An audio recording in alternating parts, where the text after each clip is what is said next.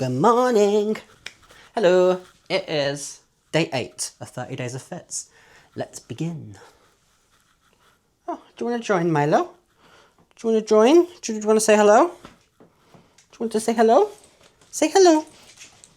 Oh, okay, we're getting excited for nothing. Calm, nice and relaxed, okay? I'm just talking to the camera. You know I do this. You know I talk to the camera. That was my bad. Normally before I start filming, I kind of let Milo know that it's about to happen so he doesn't freak out and think something exciting's happening. But this time I kind of just threw myself in and started, and that was his reaction because how dare I? So anyway, let's begin with today's outfit. Now, today I have a fun event happening. I am going to a screening of the new film Drop. Now, I don't know much about the film yet because what I like to do before going to a screening or a premiere or anything like that is actually do no research. I find trailers lately, they just give away everything. But also because of the way I am, if I watch a trailer and it doesn't entice me, I will never see that film, ever. Even if it's a really good film. If the trailer doesn't sell it to me, I don't want to see it. So I try to stay away from watching anything or finding out anything about a film that I'm going to see so I can go into it with an open mind. So yeah, I've not watched the trailer, I've not watched anything about it, I don't know what's going to happen, but I know the film's called Drop, and I know it comes out on the 11th of April. So tonight is a screening, not a premiere. So the dress code is typically a more smart casual vibe. It's not like a premiere where you're meant to get all dressed up and be in a fancy outfit. You're meant to just kind of look good and presentable and, you know, put a bit of effort in, but don't go crazy. Now, if you're wondering what I mean by a screening, basically a screening is a thing that I predominantly see happen in London. I don't really see many other creators from around the world post that they're attending events like this. I might be wrong. I might just not be following the people that go to these kind of things. And if I'm not and you know someone who does, let me know because I'd be interested to see kind of how it works in different places. But in the UK, these predominantly happen in London, and it's normally a press PR night. So film studios and production houses will typically put on a couple of screenings here and there in the lead up to a release of the film.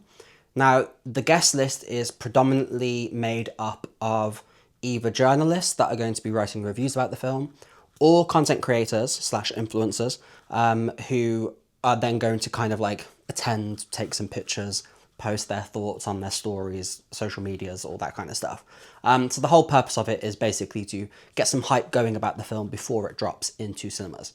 Now, these nights are quite fun. They're normally at a smaller cinema or in like a hotel that has a screening room inside the hotel, something like that. It's typically you arrive, you have like an hour of kind of like socializing, mixing together some themed cocktails or like photo moments. Sometimes there's like activities you can do, which is quite fun.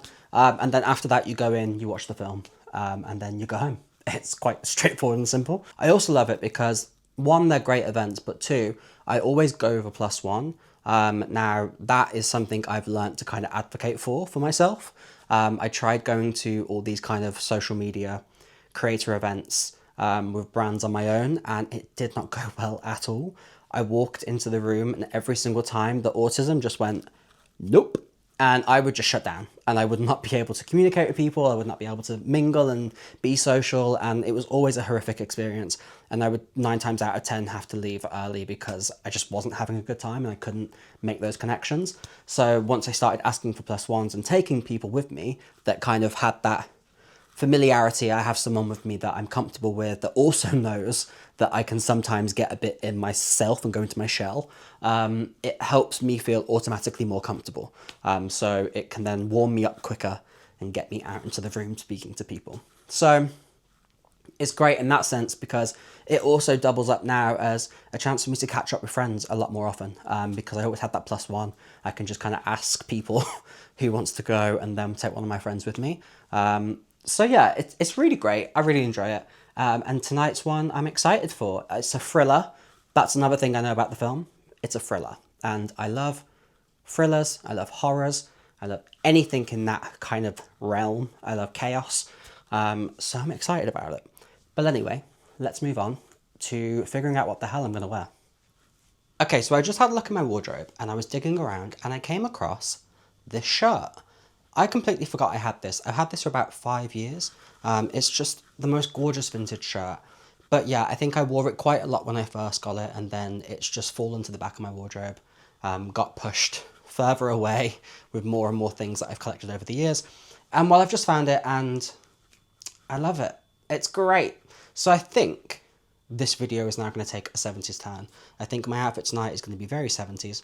And I'm kind of excited about that. I haven't done a 70s looks in years. When I first started getting into fashion, one of my first things I looked at was 70s. I loved the style, I loved how everyone got dressed up. Everyone had the flared trousers, the nice shirts, and that's kind of what I took a lot of inspiration from at the beginning. Over the years, it has obviously changed and altered, and I have switched to more modern pieces or more streetwear pieces, or, you know, just kind of gone through the eras, and now I have this eclectic style, whereas the 70s I kind of haven't picked up in a while. So I think I have the perfect trousers to go with this shirt, and it's these blue tailored trousers that I got from And Other Stories. They're not exactly the same shade of blue, but I think it complements quite well. So I think this is going to be a moment. I think we're going to do it. Are we seeing the vision here? Are we? I think they go so well. I'm loving it. I'm already loving it. I already feel very 70s. I think I want to put a belt here. I'm going to go with this retro-inspired belt from Levi's. Yeah, I like that. I think it breaks it up quite nicely. Has like a little central point. Oh, okay, this is a vibe. I'm excited now. I really wasn't sure where this was going to go. Because I had no inspiration for today's outfit. I was like... Pfft. And then this struck. Yes! So... shoes. Now the shoes is going to be a problem because I don't want to wear heels. I really don't want to do it. But the issue is I don't think I have many flats that would go with this. So let me go and look at my options and then we'll decide. Okay, so we've got two options. The first one is we've got these white cowboy boots. I've worn these with these trousers before, and they're the perfect length for the bottom of the trouser to not drag on the floor. It just floats above, which is quite nice. So that's a good option. They are quite comfortable as well. They're a small heel, but you know, we can deal with that. The second option is I do have these retro shoes. Now, obviously these go a lot more with the theme, but I just don't know if they're gonna keep the trouser bottom off the floor. So we'll give these a try and see if there's any draggage. We'll call it draggage, and then we'll build from there. So on this side, we have the retro shoe, and I don't think I'm loving it. I love the shoes, but I think it's making the trouser leg sit weird, like it's folding in on itself, and it's not, it doesn't look appealing, I guess is the only thing I can say. Whereas with the cowboy boot, I feel like it all just lines up a bit better. I hope you can see what I'm talking about, and it's not just me making things up, but I just feel like that feels a bit more harmonious than this. So I think we're gonna have to go cowboy boots. Okay, so the cowboy boots are on. I'm liking it because you can't really tell they're cowboy boots. It does just look like pointed white shoes, you know? But obviously, the yeehaw is in there. Now the next thing I want to add is obviously a hat, and I have the perfect one for this. I've got this gorgeous burgundy hat from the Hippie Shake.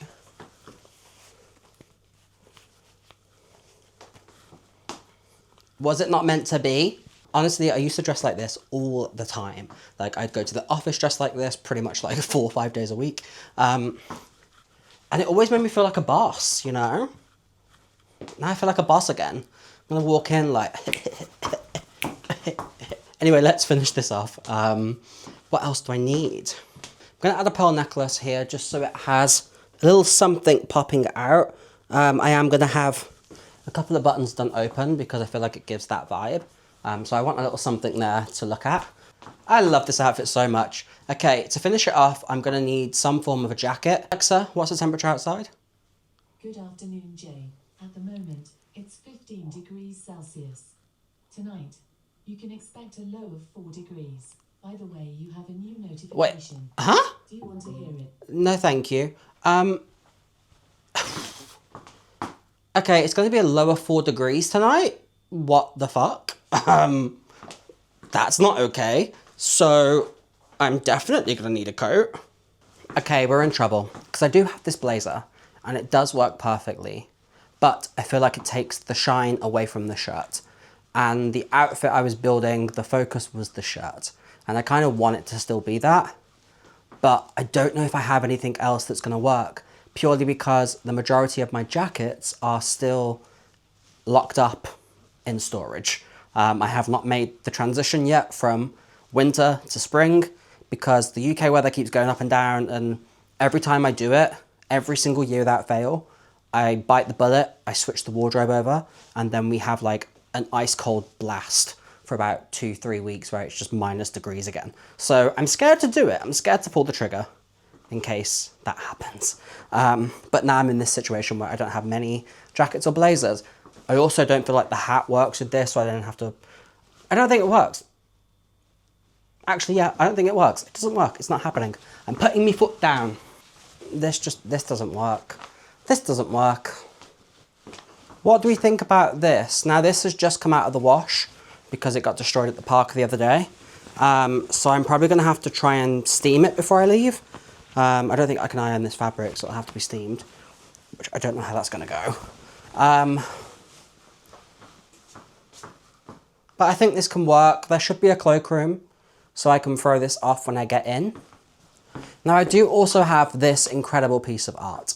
I am obsessed with this jacket, but this does enter the same territory as the pink blazer did, in that it takes away all the attention from the shirt and kind of hogs it. You're not going to see this because I'm going to edit this down, but I've been filming for 26 minutes because I can't make my mind up on the jacket. I'm just staring at myself in the mirror, changing, staring, changing. Nothing feels complete. Let me try one more jacket. One more. Now this one's kind of the same colour as the other one. It's a bit lighter, and it's a vintage one that I've had for ages. But it's also a bit less dramatic and showstopper. Ooh. Ooh. Or maybe this could work. This feels a bit more... This doesn't feel like it's trying to take away anything from the outfit. It feels like something I've chucked on to keep warm. It's not really going to keep me warm. It's a spring jacket.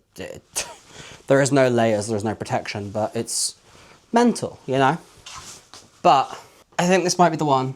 I think this might be it. I think we might have done it. Guys, we did it. I think we did it. Oh my God, we did it. Now, the next problem, do I take a bag? If I take a bag, what bag do I take? I think I take a bag because I've only got 2 pockets and I don't want them to be like bulging with things. So I'm leaning towards this orange diesel bag, not because the colours particularly go, apart from the side, but because it has a retro feel to it. Like it stands out.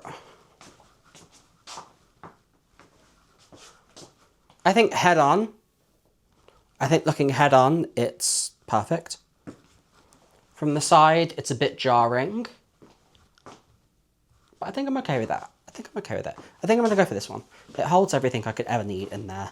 It's very pretty, and I honestly don't use this as much as I thought I would. I thought I'd use it all the time because it's like amazing. What's that in there? Oh my God, I've been looking for them.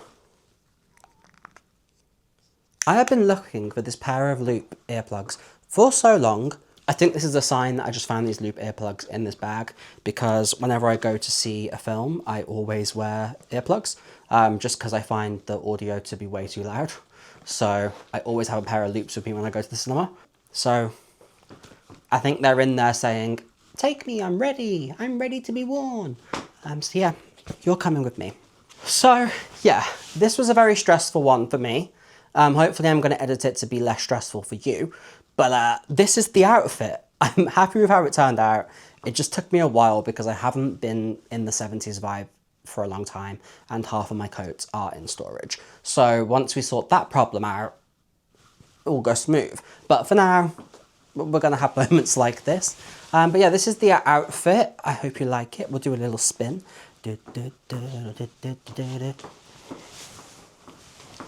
Booty, booty, booty, booty.